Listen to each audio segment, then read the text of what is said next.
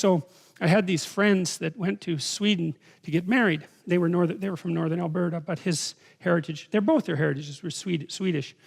And in this ceremony, they did this cool thing as they were being married, and they had to hold a candle up between them, right, while they were being married. And you think, well, okay, what's the candle? Well, it's a source of light. It's a source of illumination, right? It's a source of enlightenment. It's the candle that you put on Christmas trees in Europe. So it's the light that emerges in the darkness in the depth of winter. It's a symbol of life in darkness. It's the reemergence of the sun at the darkest, coldest time of the year, which is also associated symbolically with the birth of Christ for all sorts of complicated reasons. And so the candle's all that. And then the next question is, why do you hold it above you? And the answer is because what's above you is what you're below to. So it simplifies something transcendent. And so why do you both hold on to it? Well, because you're both supposed to hold on to the light, right? And you're supposed to be subordinate to the light. And so you ask, well, who's in charge in a marriage? Well, the light. That's the idea. So you come together as one thing. You're no longer two things. It isn't what's good for you, and it's not what's good for your wife. It's what's good for the marriage. And the marriage is about the combined being, which is the reassembly of the original hermaphroditic being at the beginning of time. That's the idea. And that's all packed into like these 4 sentences. And you know, there's been, well, all of these sentences have tremendous history of interpretation associated with them, right? It's just endless and endless and endless, and that's one of the lines. And so it's also an antidote to the idea that women taken out of men, which is obviously the reverse of the biological process, by the way, makes women in some sense subordinate to men. That is not built into this text. I don't see that at all as built into the text. And there's something else that's associated with it too, and there's an idea that you know, in Sleeping Beauty, you know, Sleeping Beauty goes to sleep.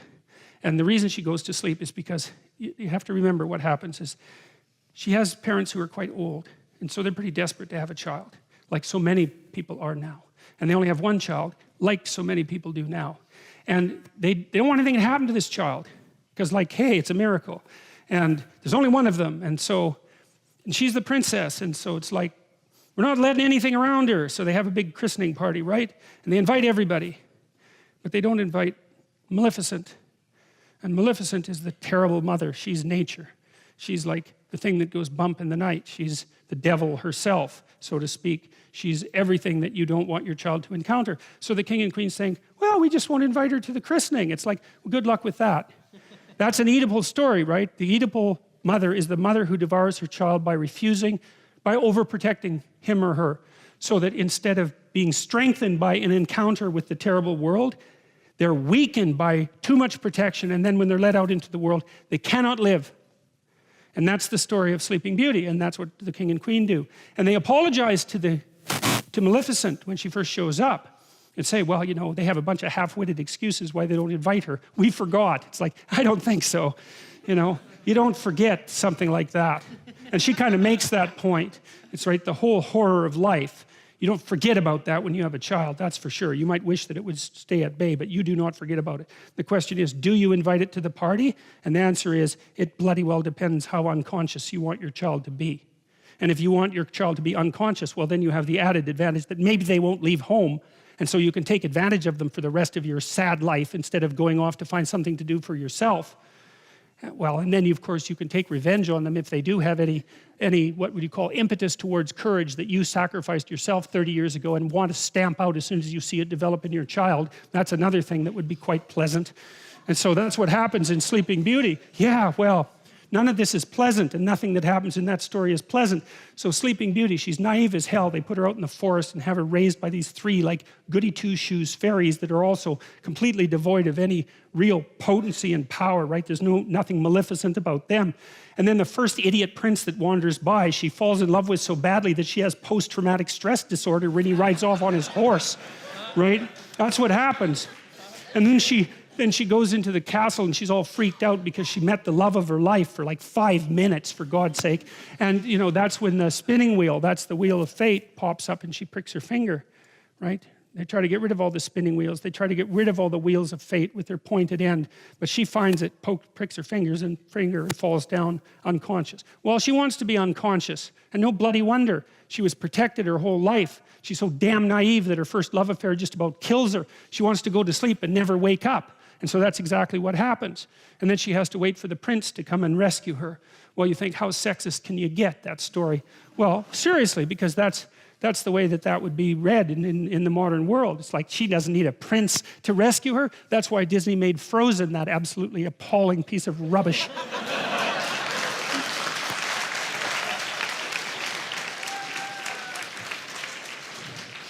So, you know, you can say, well, the princess doesn't need a prince to rescue her, but you know, that's a boneheaded way of looking at the story, because the prince isn't just a man who's coming to rescue the woman. And believe me, he's got his own problems, right? He's got a whole goddamn dragon he has to contend with.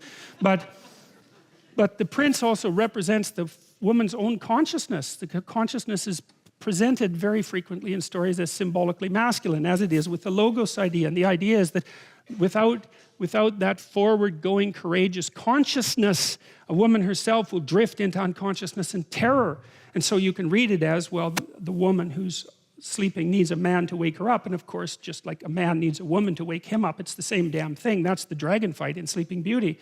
But it's also the case that if she's only unconscious, all she can do is lay there and sleep, like the sleep of the naive and damned. She has to wake herself up and bring her own consciousness, her own masculine consciousness into the forefront so that she can survive in the world.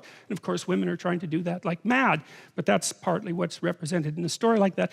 And that's partly what's implicit in this idea, is that unless the woman is taken out of man, so to speak, then she isn't a human being. She's just a creature. And that's partly what's embedded in this story. So you don't want to read it as a patriarchal, you don't want to read anything that way. It's so, really, yeah, I won't bother with that, but really we can do better than that, man. Therefore shall a man leave his father and his mother and shall cleave unto his wife, and they shall be one flesh. It's like, yeah. The other thing about marriage, this is really worth knowing too, is that I learned this in part from reading Jung. It's like, what do you do when you get married? That's easy. You take someone who's just as useless and horrible as you are, and then you shackle yourself to them. And then you say, we're not running away, no matter what happens. Yeah, well, that's perfect, because then you don't get to run away.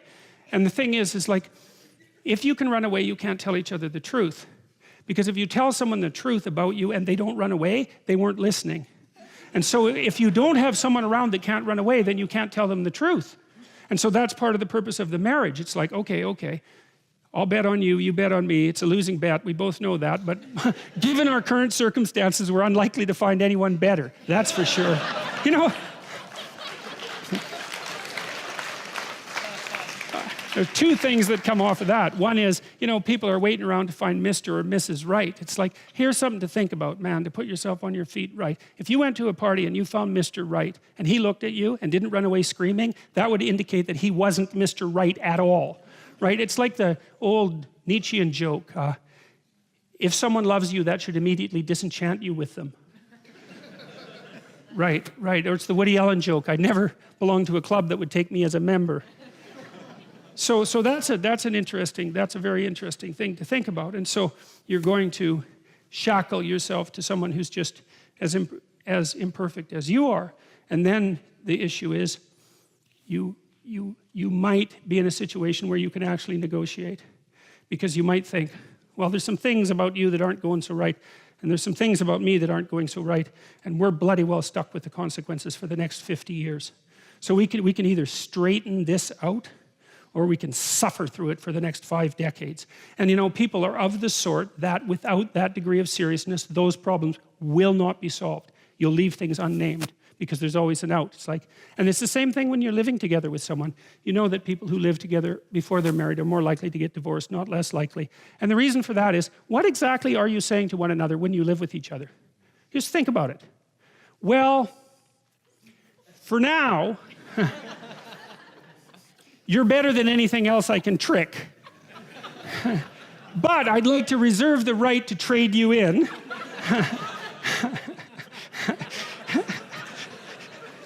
conveniently, if someone better happens to stumble into me.